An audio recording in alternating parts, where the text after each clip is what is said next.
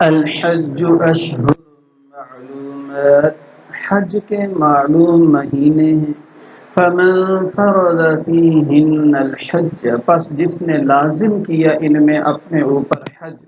فلا رفث، پس وہ بے حجاب نہ ہو، ولا فسوق، وہ گناہ نہ کرے، ولا جدال فی الحج، اور وہ حج میں جھگڑا نہ کرے۔ وما تفعلوا من خیر، اور جو بھی تم نیکی کرو گے، یعلمہ اللہ، تو اللہ تبارک و تعالی اس کو جانتے ہیں۔ وتزودوا، اور زاد راہ لے لیا کرو، اور زاد راہ لے لیا کرو۔ فإن خیر الزاد التقوی، اور بہترین ذات راہ، بہترین توشہ سفر تو تقوی ہے۔ واتقون یا اولی الالباب، اور خاص مجھ ہی سے ڈرو اے عقل والو۔ اللہ، انہی آیات مبارکہ کی تشریح کو دیکھ لیجئے۔ الحج اشہر معلومات، حج کے معلوم مہینے ہیں۔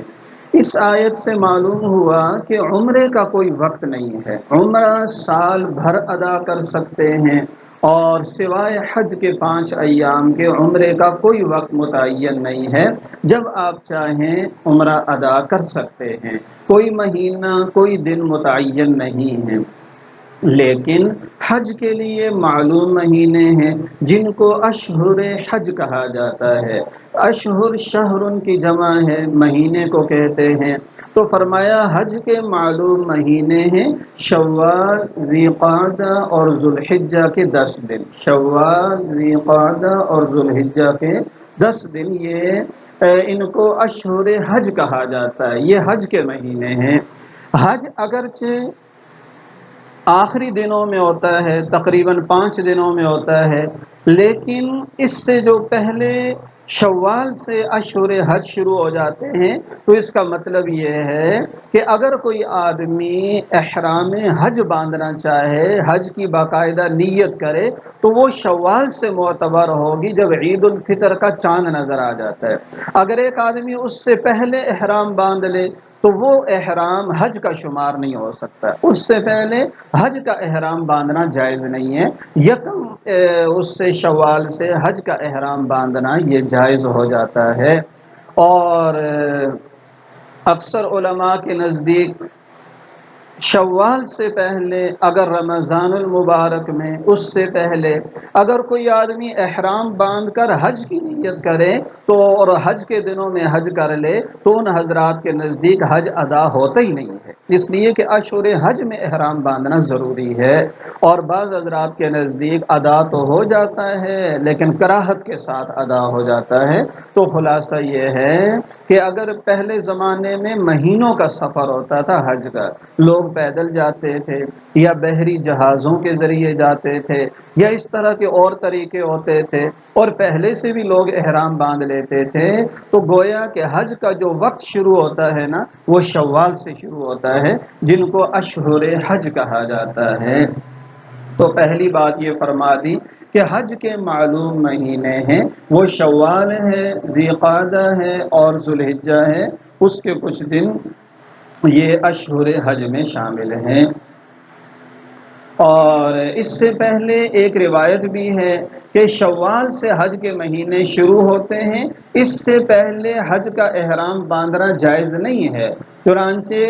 دیگر ائمہ کے نزدیک تو حج ادا ہی نہیں ہوگا، اور امام اعظم ابو حنیفہ فرماتے ہیں ادا تو ہو جائے گا لیکن سخت قسم کی کراہت اس کے اندر مشہور پائی جائے گی، لہذا اس سے پہلے حج کا احرام نہیں باندھنا چاہیے۔ اور اس کے بعد فرمایا جس نے اپنے اوپر حج لازم کر لیا، دیکھیے شرعاً حج جو ہے اس کو کہتے ہیں زکوٰۃ اور حج، اس طرح کے جو احکام ہیں یہ واجب ہیں، فرض ہیں، لیکن علت تراخی، علت تراخی کا مطلب ہے فی الفور کرنے واجب نہیں ہے، فرض نہیں ہے، زندگی میں جب بھی کرو تو ادا ہو جائیں گے۔ ایک آدمی پر اس سال زکوٰۃ فرض ہو گئی، اس سال اس نے نہیں دی، اگلے سال گزشتہ سال کی بھی ادا کر دی، تو ہم یہی کہیں گے کہ اس نے زکوٰۃ ادا کر دی، اس کے ذمے سے گناہ ختم ہو گیا، یہ زکوٰۃ قضا نہیں کہلائے گی۔ اسی طرح ایک آدمی اس سال صاحب نصاب تھا رمضان شریف میں اور اس پر حج فرض تھا، اس سال اس نے نہیں کیا تو آئندہ سال کر لے گا، جب آئندہ سال کرے گا تو وہ حج ادا ہی کہلائے گا، اس کو ہم قضا نہیں کہیں گے، اگرچہ اس پر پچھلے سال سے حج فرض تھا۔ اس کو کہتے ہیں اعلی سبیل التراخی۔ دیکھو نماز ایک ایسا فریضہ ہے جو علی الفور واجب ہوتا ہے۔ آج عصر کی نماز جن حضرات پر فرض ہو گئی وقت داخل ہوتے ہوئے عاقل بالغ آدمی پر، تو اس پر ادا کرنا ضروری ہے، اگر مغرب کے وقت سے پہلے پہلے ادا نہیں کریں گے تو وہ قضا ہو جائے گی۔ اس کو کہتے ہیں واجب علی الفور، فوراً ادا کرنا واجب ہے، اس وقت کے اندر ادا کرنا واجب ہے، ورنہ وہ فضیلت بھی فوت ہو جاتی ہے اور آدمی گناہ گار بھی ہوتا ہے، لیکن حج کے اندر ایسا نہیں ہے۔ البتہ اگر کسی نے احرام باندھ کر نیت کر لی، اس پر اس سال حج فرض ہو گیا، ویسے تو جب بھی ادا کرتا تو فرض ہی تھا،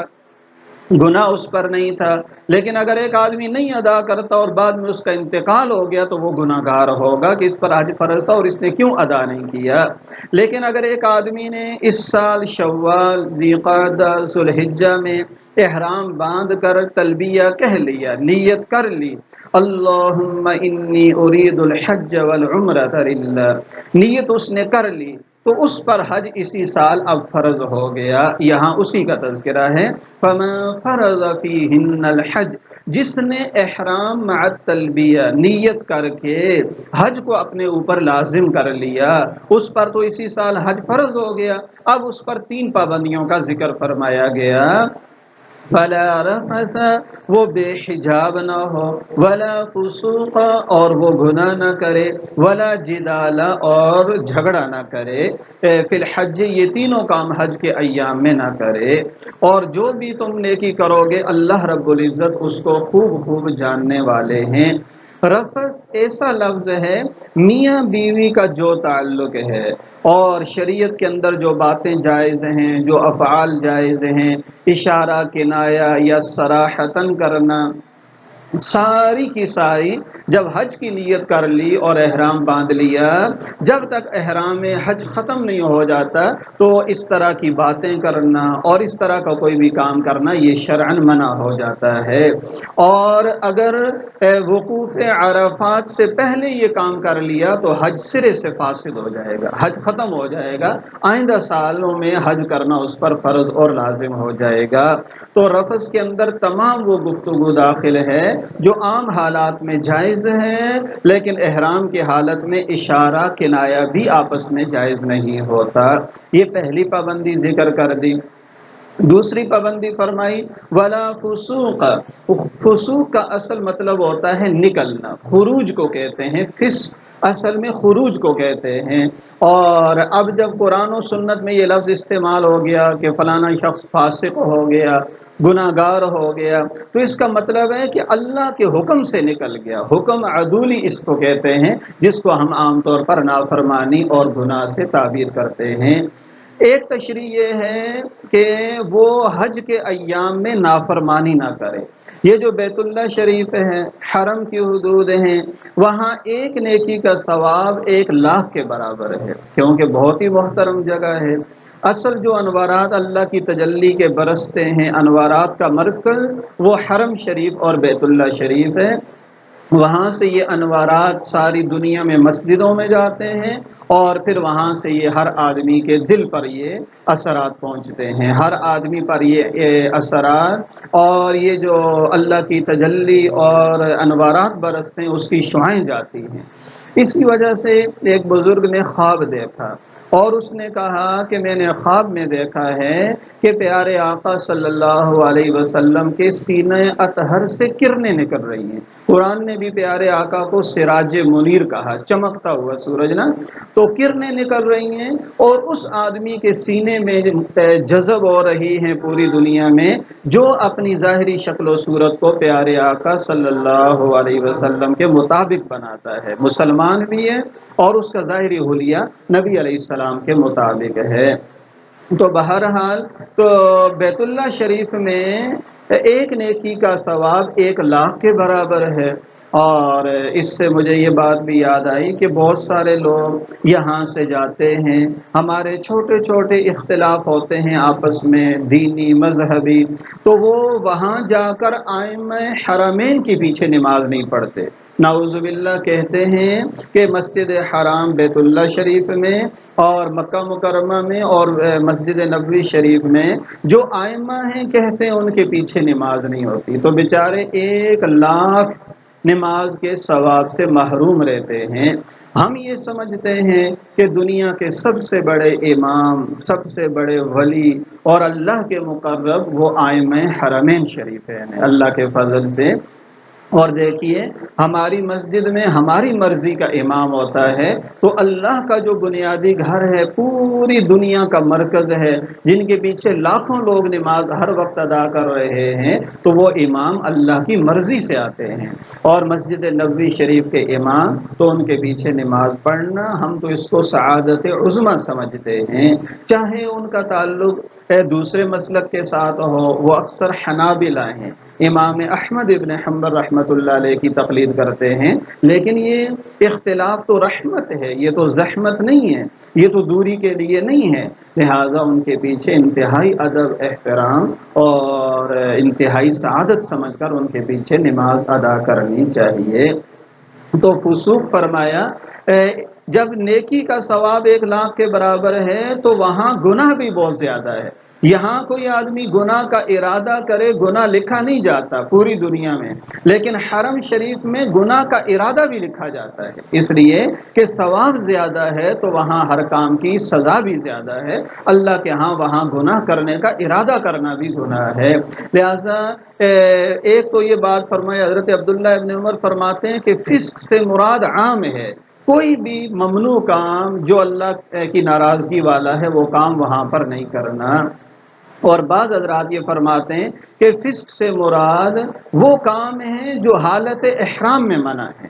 اصلاً منع نہیں ہے لیکن حالت احرام میں منع ہے، احرام کے علاوہ جائز ہیں، اور وہ 6 چیزیں ہیں۔ پہلا یہ ہے کہ میاں بیوی آپس میں مباشرت اور میاں بیوی والا تعلق قائم نہیں کر سکتے۔ دوسرا، کسی خشکی کے جانور کو شکار نہیں کر سکتے، احرام کی حالت میں خشکی کا شکار منع ہوتا ہے، تری کا شکار منع نہیں ہوتا۔ نمبر 3، بال یا ناخن نہیں کٹوا سکتے۔ نمبر 4، خوشبو استعمال نہیں کر سکتے۔ اور نمبر 5، مرد حضرات سلے ہوئے کپڑے اور سر کو نہیں ڈھانپ سکتے، سلے ہوئے کپڑے نہیں پہن سکتے، سر کو نہیں ڈھانپ سکتے۔ اور اس کے ساتھ ایک چیز ہے کہ عورت جو ہے اس کے حالت احرام میں کپڑے کا اس کے چہرے کے ساتھ لگنا یہ بھی درست نہیں ہے، البتہ دیگر جو پردے کا طریقہ ہے اس طریقے سے وہ پردہ کر لے گی۔ تو فسوق کے اندر 6 چیزیں شامل ہو گئی۔ نمبر 1، میاں بیوی والا تعلق اور اس قسم کی گفتگو۔ نمبر 2، خشکی کے جانوروں کا شکار۔ نمبر 3، بال اور ناخن کاٹنا۔ نمبر 4، خوشبو کا استعمال کرنا، یہ منع ہے۔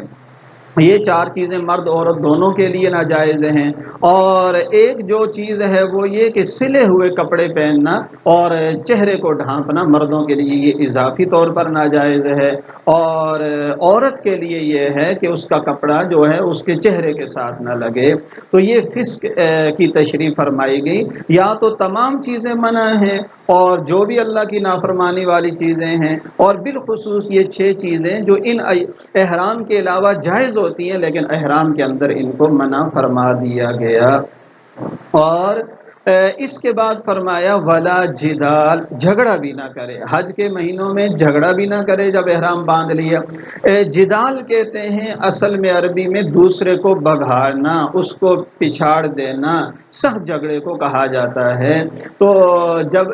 جاہلیت کے زمانے میں جو لوگ تھے وہ وقوف عرفہ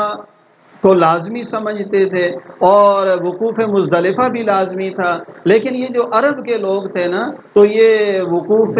عرفہ کے اپنے اوپر لازم نہیں سمجھتے تھے، کیونکہ عرفات کا جو میدان ہے یہ حدود حرم سے باہر ہے، مزدلفہ اندر ہے اور عرفات جو ہے یہ اس سے باہر ہے۔ تو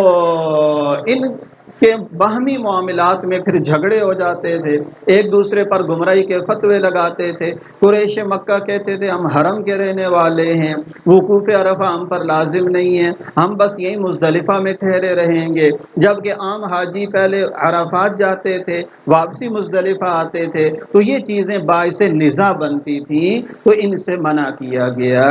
اور اس کے علاوہ کسی بھی قسم کا جھگڑا چاہے میاں بیوی کا ہو، اپنے گروپ والوں کا ہو، یا اتنی مخلوق کے درمیان قدرتی طور پر بعض جگہوں پر غصہ وغیرہ آ جاتا ہے، اس لیے شدت کے ساتھ اس کو منع کیا گیا۔ اور بالخصوص فسوق کے اندر رفث بھی شامل ہے۔ دیکھو نا، ابھی ہم نے پڑھ لیا کہ فسوق کے اندر یہ بھی شامل ہے، 6 چیزیں منع ہیں، ان میں پہلے نمبر پر میاں بیوی والا تعلق قائم کرنا حرام ہے جب تک احرام سے آزاد نہیں ہوتے، لیکن اس کو الگ سے بھی اللہ نے فلا رفث کہہ کر ذکر کیا گیا کہ یہ چیز روزے میں جس طرح منع ہے اسی طرح حج کے دنوں میں بھی منع ہے، تو تاکہ اس کی مزید تاکید ہمارے ذہنوں میں سما جائے اور ہمارے دل دماغ میں بیٹھ جائے۔ اور اس سے یہ بھی معلوم ہوا کہ آدمی حج کے دنوں میں ارادہ کر لے کہ ہم نے انشاءاللہ لڑائی جھگڑا اور سخت الفاظ حج اور عمرے کے احرام کے درمیان ہم نے نہیں کرنے، بلکہ نیکی کے کاموں میں لگے رہنا ہے۔ دیکھو پیارے آقا فرماتے ہیں کہ یہ جو مہینہ ہے رمضان شریف کا یہ صبر کا مہینہ ہے، اور حضور فرماتے ہیں اگر کوئی تم سے لڑائی بھی کرے برا بھلا کہ تو اس کو بولو میں روزے سے ہوں، میں لڑ نہیں سکتا ہوں۔ اور ہمارے آج کل کیا ہوتا ہے، کہتے ہیں مجھے مت چھیڑو میرا روزہ ہے، مطلب یہ کہ دھمکی ہے ورنہ تیری خیر نہیں ہوگی۔ تو یہ چیزیں پہلے سے ہمارے دل دماغ میں جو اسلامی آداب ہیں۔ ایک ادب حج کا ہمارے حضرات نے اور ذکر کیا ہے، وہ یہ ہے کہ راستے کی تکلیفوں کو آ کر نہیں گننا چاہیے۔ یاد رکھیے، یہاں سے ہم روانہ ہو گئے، حرم شریف تک پہنچ گئے، مدینہ منورہ پہنچ گئے حج اور عمرے کے لیے،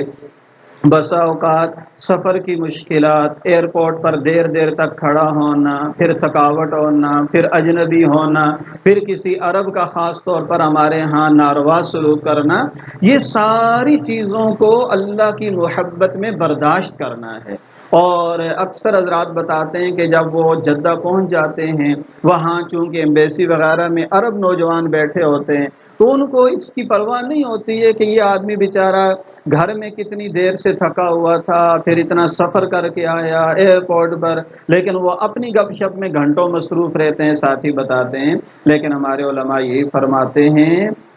قرآن و سنت کی روشنی میں کہ دیکھو جب آپ واپس آئیں تو شوق اور محبت کے ذکر کرو کہ لوگوں کو حج کی رغبت پیدا ہو، عمرے کی رغبت پیدا ہو، بیت اللہ کے سفر کی ان کو رغبت پیدا ہو، حرمین شریفین کو دیکھنے کا جذبہ پیدا ہو، تو راستے کی تکلیفوں کا ذکر نہیں کرنا ہے، اور اگر کرنا بھی ہے تو محبت کے ساتھ کرنا ہے، اور جو بھی اس راستے میں مشقت اٹھائے تو اس کو اللہ کی محبت کی وجہ سے مزے لے لے کر ہم بیان کریں، اس کو تکلیف کے انداز میں مت بیان کریں، مذمت کے انداز میں بیان کرنے سے اپنے آپ کو بچائیں۔ اور مکہ شریف میں طواف سب سے افضل ہے، اور مدینہ شریف میں درود شریف کا اہتمام یہ افضل ہے، اور اپنے اپنے ذوق کی بات ہے۔